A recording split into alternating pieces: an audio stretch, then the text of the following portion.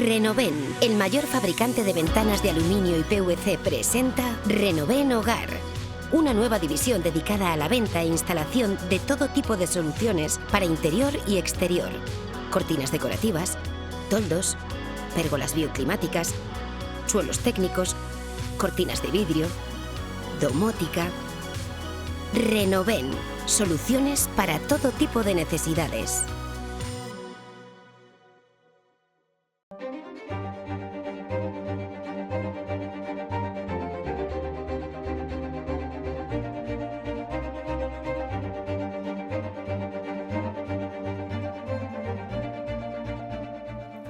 José Antonio Zarzalejos Nieto, bienvenido a este programa. Muchas gracias, Roberto, encantado de estar con vosotros.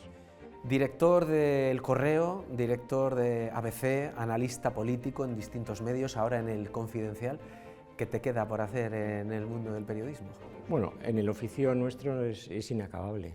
Yo he tenido la suerte de conocer a grandes periodistas que hasta el día anterior a su fallecimiento escribían. Yo recuerdo el fallecimiento de alguno en concreto, que falleció a las 3 de la mañana y a las 7 de la tarde en la mesa de dirección de ABC estaba su artículo perfectamente editado. Por lo tanto, esto es inacabable hasta el final. ¿Qué pronóstico haces de la prensa en general? Yo hago un pronóstico razonablemente optimista. ¿Por qué? Porque las sociedades democráticas, especialmente las sociedades democráticas, aspiran a una buena información. La información es la base de la libertad y de la ciudadanía. Eso se proporciona a través de medios de comunicación solventes y profesionales bien preparados, que a la noticia añadan valor. Ya no vale la mera intermediación, hace falta ofrecer a los lectores elementos de juicio, de contexto, consecuencias y orígenes de los acontecimientos que suceden.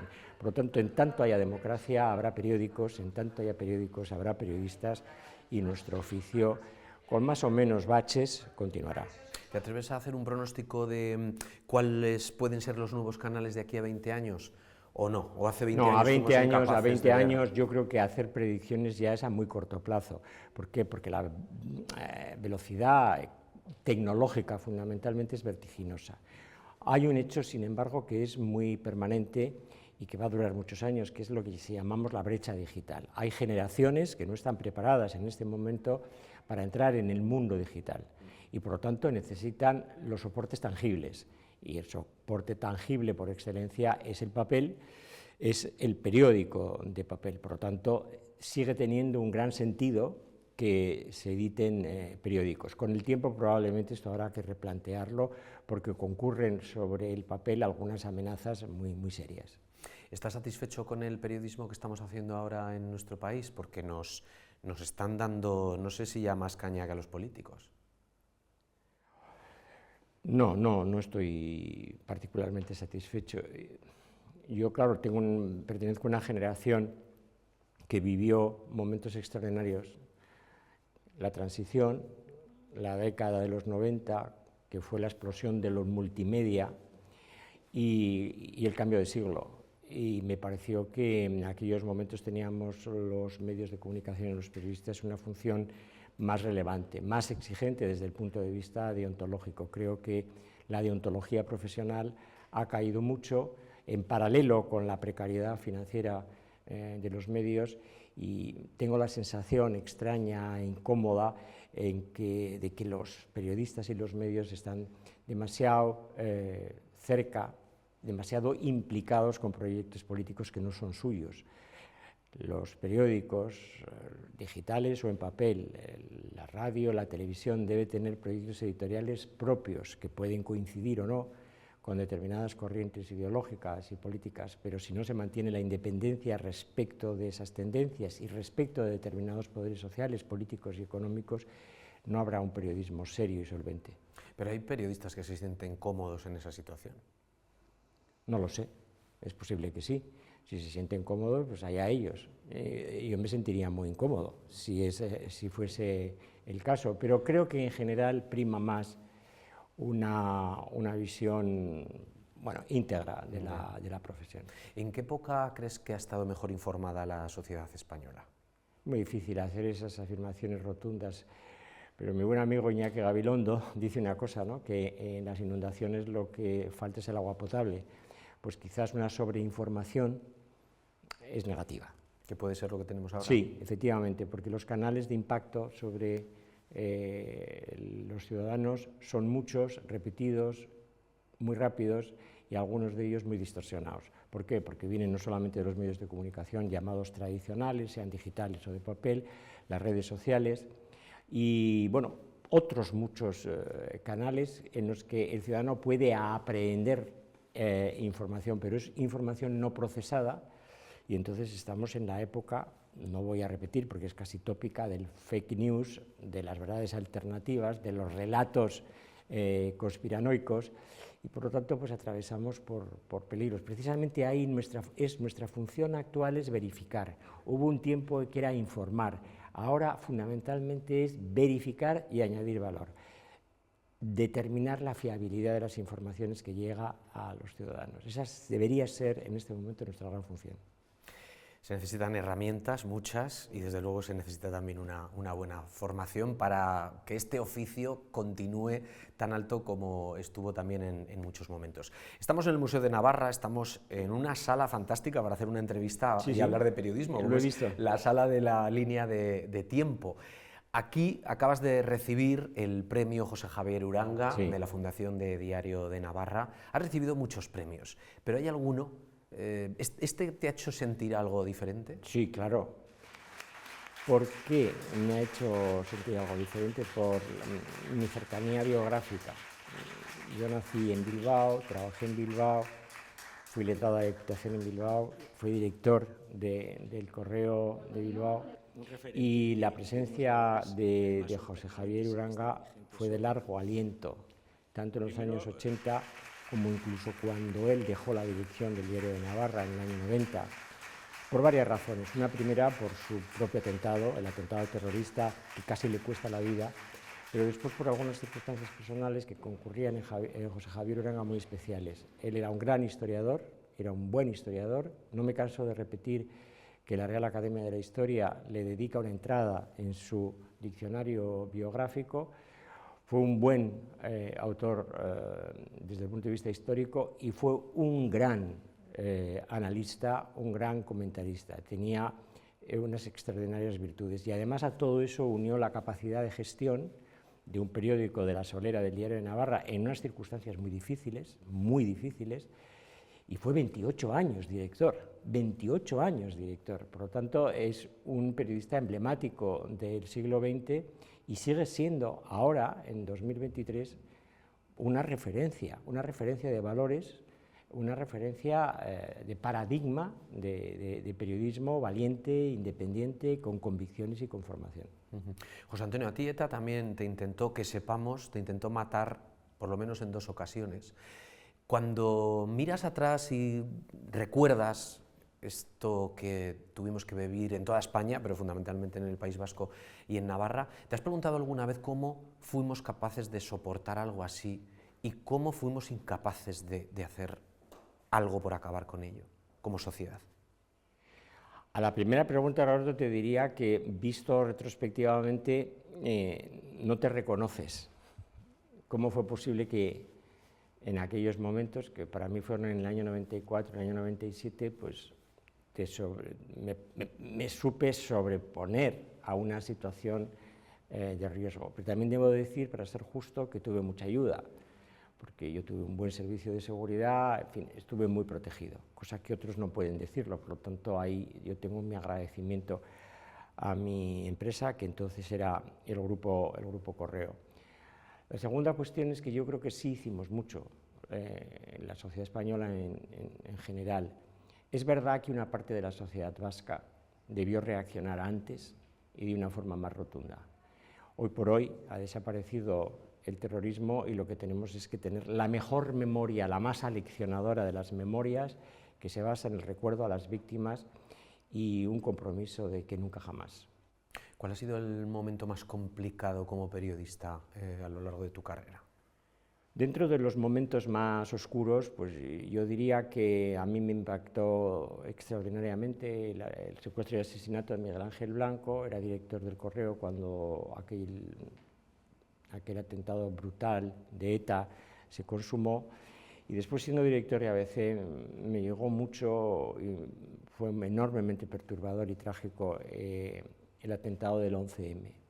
Pero también es cierto que he tenido momentos enormes de satisfacción, de alegría, incluso de orgullo colectivo como periodista, tanto en la dirección del Correo como en la dirección de ABC, y ahora también pues como presidente del Consejo Editorial del Confidencial y como analista. Es verdad, de todas formas, que a nuestra generación nos ha tocado, sobre todo en escenarios territoriales como el País Vasco, también Navarra, pues algunos episodios muy trágicos y muy difíciles. Pero bueno, también nos han formado, nos han hecho más demócratas, nos han visto ver aquello que no debe suceder, aquello que no debe repetirse.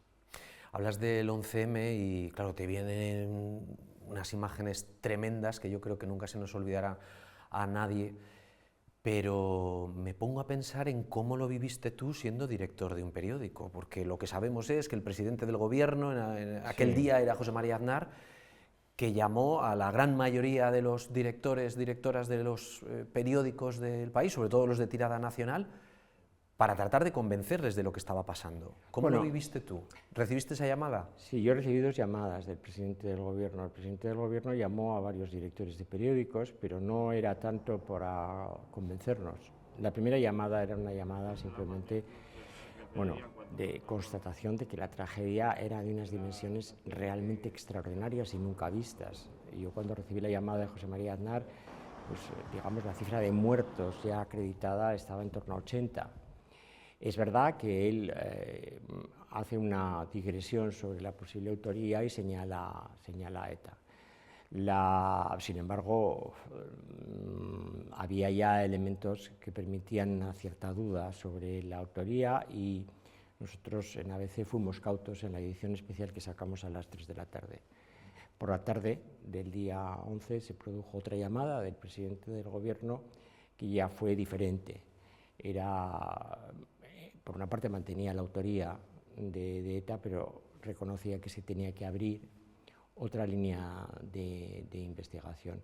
Es verdad que yo quizás conocía a José María Aznar y había hablado con él en más ocasiones, y me llamó mucho menos la atención esa llamada y su planteamiento. En cambio, otros compañeros que no estaban acostumbrados a recibir de José María Aznar en concreto una llamada, pues les extrañó más y probablemente les persuadió de una manera diferente.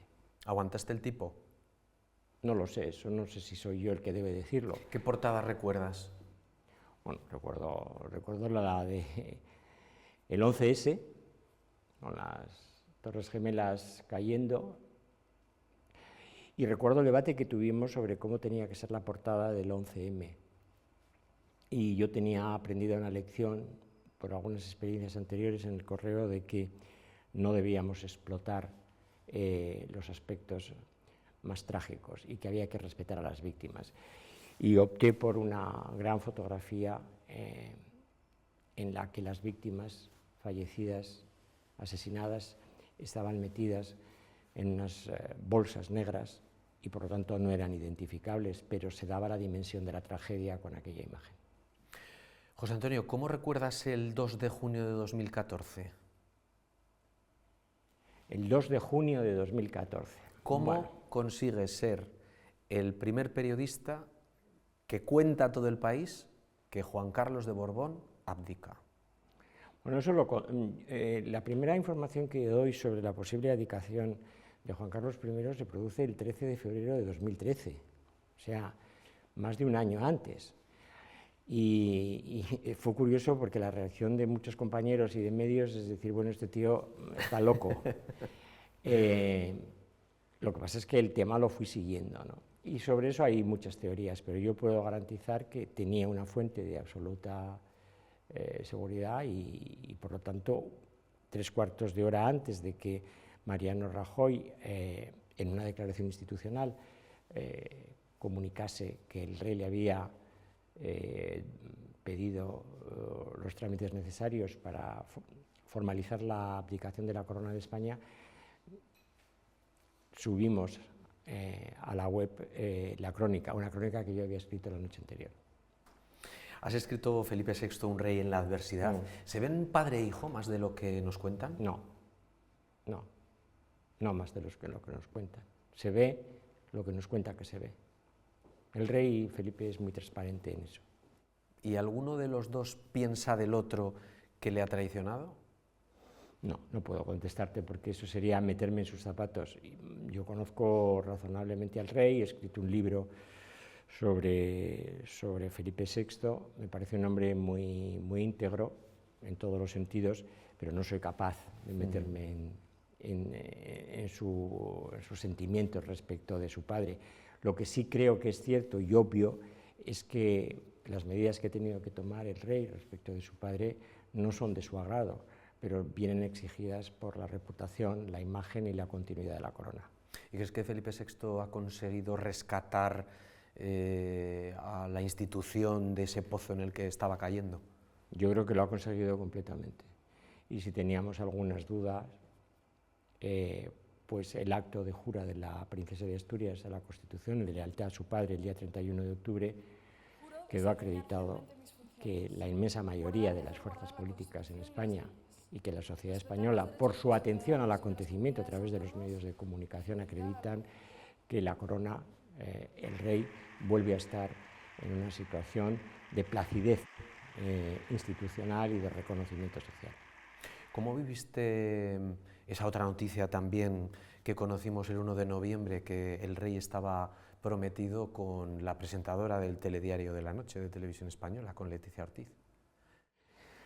Relativamente sorprendente, porque el rey Felipe, que es un hombre que tiene un sentido institucional extraordinario, que se cree en la magistratura que ejerce, también es un hombre que busca la realización personal y que no es un rey convencional, que es un rey que vive en su tiempo. Y entonces reconocer que él se iba a casar con una profesional, una compañera nuestra, una profesional de clase media, y en sus circunstancias podía parecer extraño si no se conoce cuáles eran los criterios que el rey aplica en su vida. El rey está muy cerca de la realidad. No estamos hablando de un rey del siglo XX, estamos hablando de un rey del siglo XXI, de un rey parlamentario que conoce la realidad de las cosas y que ha tomado una decisión acertada, que es casarse por amor. ¿Y pensaste desde el principio que Leticia llegaría a ser reina? No, yo lo que tenía la seguridad, y sigo teniéndola, de que la reina era una mujer inteligente, antes de ser reina, y que una mujer inteligente entendería perfectamente las dificultades de ser reina consorte, de ser la madre de la futura reina de España, y por lo tanto que iba a estar a la altura de las circunstancias. Una persona inteligente, y ella lo es, la reina lo es, ha cumplido todas las expectativas. Nos hemos enterado, o hemos ido sabiendo de su adaptación, de la adaptación de Leticia periodista, Leticia primero princesa y después reina, por lo que nos habéis contado los periodistas que habéis tenido acceso, que habéis tenido fuentes a saber lo que había. Pero ¿realmente peligró la adaptación? Porque pasas realmente de una vida, en fin, normal, y ya sabemos cómo es además el periodismo, a meterte casi en una jaula. Bueno, pero si esto que es cierto, porque los periodos de adaptación indudablemente los ha tenido que asumir, vuelvo al principio. Es una mujer inteligente, sabía a lo que se estaba enfrentando y lo que ha hecho es un convenio entre lo convencional y lo personal, y ha adaptado muy bien su papel a las convenciones y a sus propias convicciones, y el resultado es que es una figura que no tiene relevancia constitucional, porque la reina consorte no tiene relevancia constitucional, pero que tiene una gran relevancia simbólica y representativa. Creo que a través de la educación de sus hijas, que ha demostrado espléndida, porque además no las ha dejado en manos de tutores ni de preceptores, han sido los reyes los que se han encargado de la educación de sus hijas, y sus presencias públicas acreditan que estamos ante una personalidad solvente, con gran capacidad y con mucha percepción de la realidad. Creo que la reina es también un activo para la corona. ¿Veremos a Leonor reinar? A mí me gustaría, y tengo la convicción de que para España, dadas sus circunstancias políticas, institucionales, sociales, territoriales, es mejor una monarquía parlamentaria que cualquier otra alternativa como forma de gobierno. Por lo tanto, creo que sí, creo que esa lógica se impondrá. La preparación, además de la princesa de Asturias, es verdaderamente extraordinaria, como estamos viendo, y cuando acabe tendrá los estudios castrenses, los estudios universitarios, tendrá una agenda personal, con una secretaría personal en la Casa del Rey, y eso le servirá para foguearse y cuando llegue el momento acceder a la jefatura del Estado con plena garantía. ¿Crees que viviremos un referéndum, monarquía o república? No, no, por una razón, porque la monarquía ya está refrendada, se refrendó el 6 de diciembre de 1978, de ahí parte su legitimidad, la legitimidad de origen. Existe una legitimidad histórica y además una legitimidad de ejercicio en la persona de Felipe VI. Por lo tanto, no puede desgajarse la monarquía del conjunto constitucional que en diciembre de 1978 votamos. No se puede desagregar una institución del Estado para votarla separadamente del conjunto institucional. Claro, pero ahí está la clave, que votamos, has dicho. Sí. Votaste tú, pero yo no, yo tenía un año. Bueno, pero los americanos de hoy, que no vivían en el siglo XVIII, tampoco lo votaron. Lo que tenemos que hacer es que nuestro sistema constitucional alcance un grado de madurez suficiente para ser reformado a cada vez que lo necesite, no ser revisado. En España revisamos las constituciones y las tumbamos. Digamos que lo que hacen las sociedades democráticamente maduras es no revisar, sino reformar. Si nosotros reformamos, vamos implicando a las distintas generaciones en el texto constitucional. Pero es que no hay que ser presentistas. Si los americanos, por ejemplo, fuesen presentistas, ¿cómo es que tienen una constitución de finales de 1700? Bueno, pues la tienen. ¿Qué han hecho? Añadir enmiendas y, por lo tanto, reformarla y adaptarla. ¿Cuál es nuestro reto? Nuestro reto no es tumbar la Constitución, como algunos quieren. Nuestro reto es reformarla y adaptarla. ¿Y cómo viviste que una ministra, ya exministra como Ione Belarra, dijera que iba a trabajar para que Leonor no fuera reina? Pues la verdad, no lo vi con sorpresa. Y además vi a una persona que carece de referencias de la realidad. La prueba es que ya no está en el gobierno, ya no es ministra, y Podemos pasó de 69 escaños a 5. Yo soy de los que mantiene la teoría de que determinada izquierda republicana en España hace monárquicos a barullo. Y Ione Belarra, Pablo Iglesias y algún otro generan monárquicos en la medida que ellos pretenden generar republicanos. ¿Te gustaría entrevistar a los reyes? ¿Por qué los reyes en nuestro país no conceden entrevistas? Esa es una buena pregunta, sí, claro, me gustaría.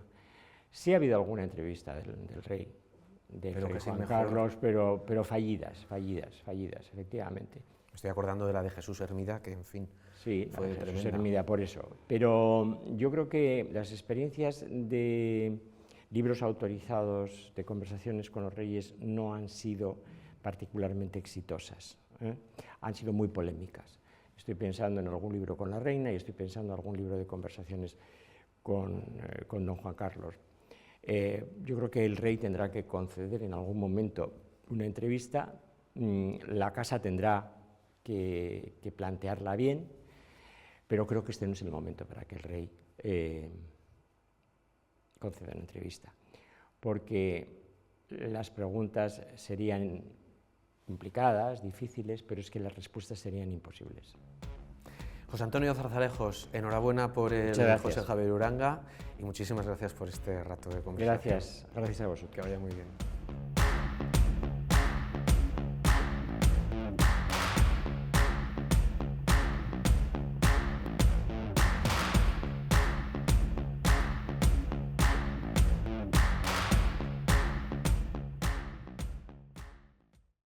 Renoven, el mayor fabricante de ventanas de aluminio y PVC, presenta Renoven Hogar, una nueva división dedicada a la venta e instalación de todo tipo de soluciones para interior y exterior.